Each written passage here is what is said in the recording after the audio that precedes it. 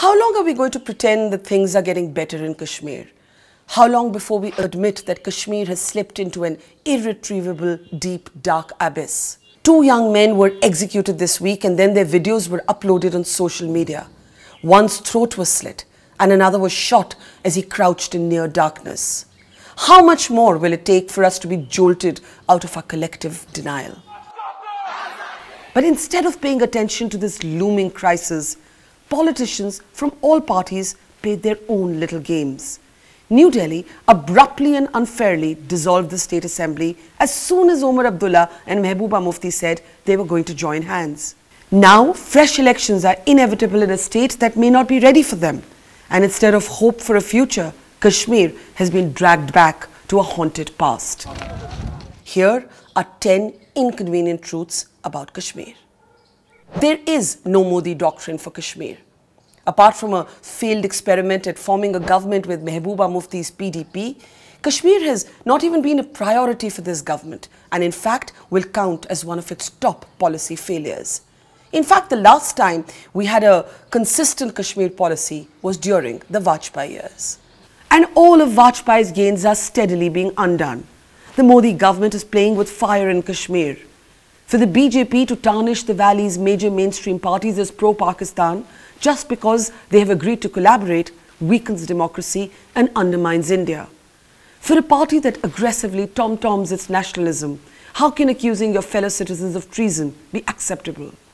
Were Omar, Abdullah and Mehbooba Mufti not pro-Pakistan when they were your allies? And isn't this narrative only helping Pakistan?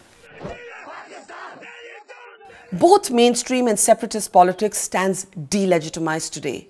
The stranglehold of 2 family-run dynasties, the Abdullah clan and the Mufti Parivar, has now turned stale. For now, it may be advantage Omar and Mehbooba. Their dramatic partnership has checkmated both Sajad Lone and the BJP and stopped them from forming a government. But the BJP-PDP alliance of the last 3 years has already done extensive damage, heightening extremist politics on either end.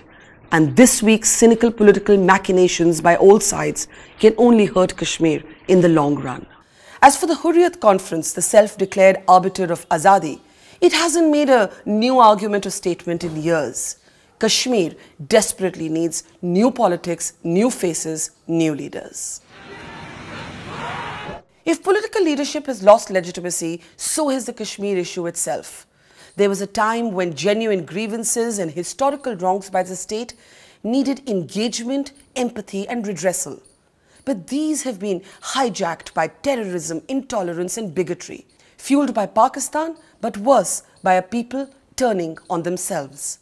The systemic targeting of Jammu and Kashmir's policemen, 37 of them have lost their lives this year alone, is one example. The execution videos, another. Kashmiris can no longer argue that theirs is a just battle. Radicalism is real. It's not a conspiracy to defame the valley. Before he was eliminated, Burhan Wani's videos called for a caliphate. And so has Zakir Musa, who is still alive and whose mission is to establish an Islamic state. As one senior police officer told me, earlier Islam was a subset of Azadi. Today, Azadi has become a subset of Islam.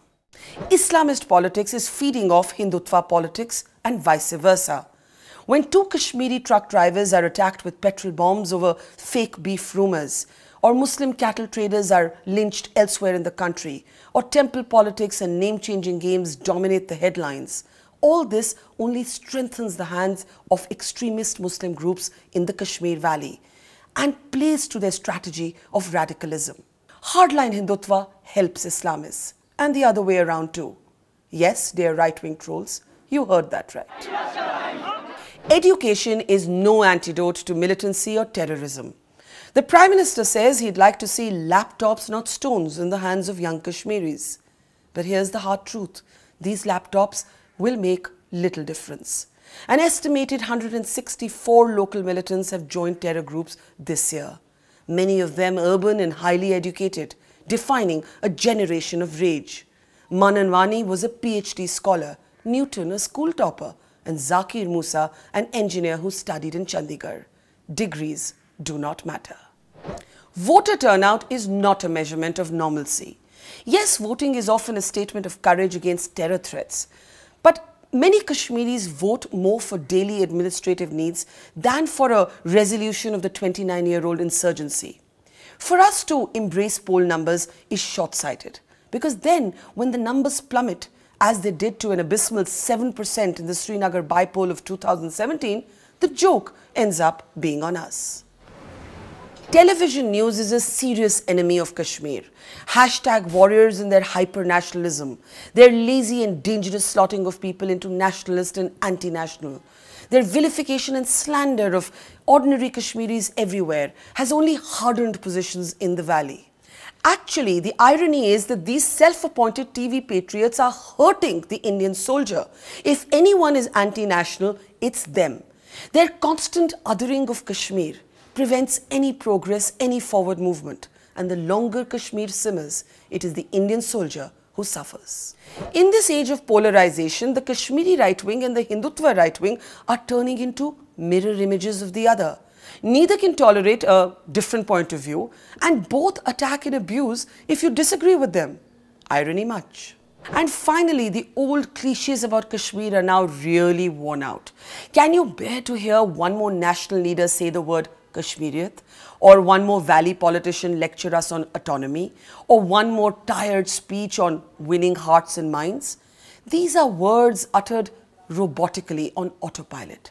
Kashmir needs a new language, and above all, it needs new authors.